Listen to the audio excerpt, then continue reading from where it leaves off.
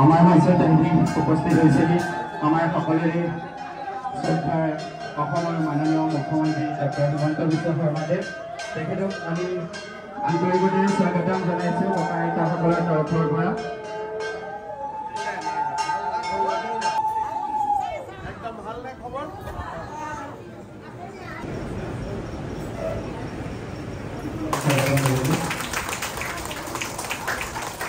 সকলোৱে জোৰকৈ হাত কৰি বজাই দিব।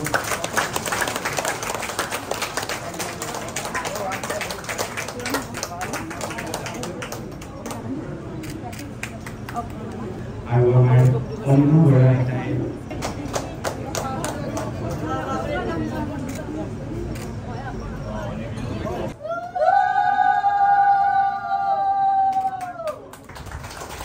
আজি ৰাখি পূৰ্ণিমা আৰু এই ৰাখি পূৰ্ণিমা সকলোৱে নিজৰ ভাইটিক বা ককায়েকক ৰাখি পিন্ধাই।